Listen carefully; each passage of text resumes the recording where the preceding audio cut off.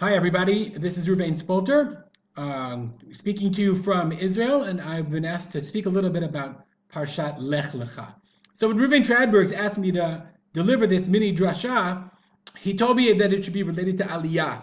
And I know that that's an interesting, challenging subject, specifically regarding rabbis. Many of us, I always harbored a desire to make Aliyah, and I'm sure many rabbis still harbor it, and they understand the importance of their shlichut. So I thought I would talk about Aliyah from a very specific point of view, and especially from the rabbinic point of view, but it's also relevant. You can use this, it's all relevant in every area and every endeavor of life that we have, as you shall soon see. So as we all know, so I think that one of the things that challenges most people when they make Aliyah, and rabbis specifically, is the idea of the uncertainty. Meaning in America, you have a job, and nobody would ever give up a job in order to move to another place and say, okay, I'll get another job. But that's exactly what you have to do when you make Aliyah. The first thing anybody asks you is, oh, you're making Aliyah? Well, did you get a job? What are you going to do? And for rabbis, it's even worse. I can confirm firsthand, even though there are really a tiny handful of shul rabbinates in Israel, they're very hard to get, and we're not. And most American rabbis are not mat'im, not appropriate for most most Israeli communities.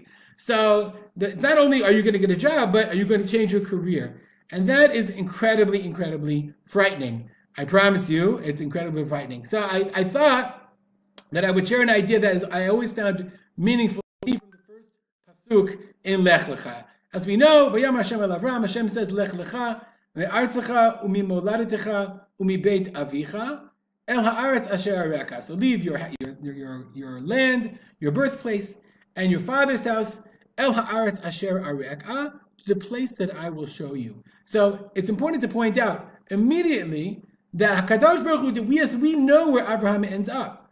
But Kadosh Baruch Hu does not tell Abraham where you should go, where he's going to go, but he says, go. It's going to be to the place where I tell you to go. Okay, the place that I tell you. If you look at the Ramban, I'm using the Sefaria website. So the Ramban says, El haaretz asher areka. So what did Abraham do? He went. Haya noded v'holech migoy el goy umimamlacha el am acher ad shabal eretz Canaan. Okay, so Avraham Avinu, it's not like he had a destination when he decided to leave Ur Kasdim or Haran. He had no idea. He started to go, and he would go from one place to another place. Ad sheba el Eretz Canaan v'amarlo, and until he got to Eretz Canaan, Hashem said, "L'zaracha yatein et haaretz hazot." Meaning he's wandering around. He has no idea where he's going to end up. Kadosh Baruch Hu said, "Go, go." How many of us would do that? Even Kadosh Baruch Hu calls on the phone and says, "Go to the airport. Get on a plane." All right, maybe if HaKadosh Baruch Hu did. Well, he did. He said, Lech Lecha. Not so simple. That's the Rab. So Rabban points out, even in the text, it's explicit that Avraham Avinu didn't know where he was going when he left there. There's a Rashi on Pasuk Aleph. Again, the Rashi says, Asher Ereka, Lo Gila Lo Haaretz Miyad. HaKadosh Baruch Hu didn't reveal to him the land right away, Kedei Lechaveva Be'einav.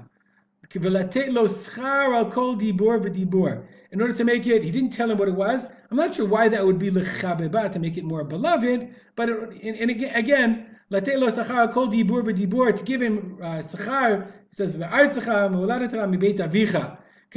similarly, we have the same thing. Sort of delays and tells him, go do the Akedah when I'll tell you. Schar al kol dibur b'dibur means the less you know. To me, it means the less you know, the harder it is to do something, and the greater reward it is when you actually do it. The greatest of Avraham Avinu, especially in this Nisayon, wasn't that he listened to HaKadosh Baruch Hu. The greatest was that he listened to HaKadosh Baruch Hu without knowing the end, without knowing the end of the story. And so as we all know, great leaders, visionary leaders, are people who are willing to start something even though they don't necessarily know how they're going to finish it. They have a vision, they have an idea, and they have trust in Ribbono Shel Olam. And that's the essence of basically every person's aliyah as well. It's certainly true for my aliyah. You didn't know, you don't know where you're going to live necessarily, or is it going to work out, or how are the kids going to do. Nowadays, it's much easier than it ever was. But the idea of going and how am I going to support my family?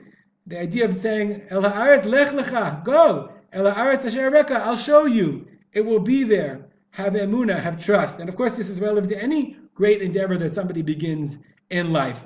To have a sense of faith and a sense of purpose and a sense of trust in HaKadosh Baruch Hu. I want to conclude just by sharing with you an article that was, I'm sure we all know about the terrible death of Ari Fuld. And, we were all moved by a quote that his daughter said at his funeral.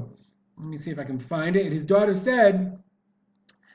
I can find it. Here's a quote. One sentence my father always told me that has stuck with me forever is, if life is easy, you're living it wrong. Life is meant to be hard. That is what I'm doing now. It will be hard, but at least I know I'm doing something right. I think that's the message of Lech Lecha. That's not easy. That's hard. But not that it has to be specifically hard. But Avraham Avinu did the hard thing, and that's how we knew that he was doing it right. Thank you very much for listening. Shabbat Shalom.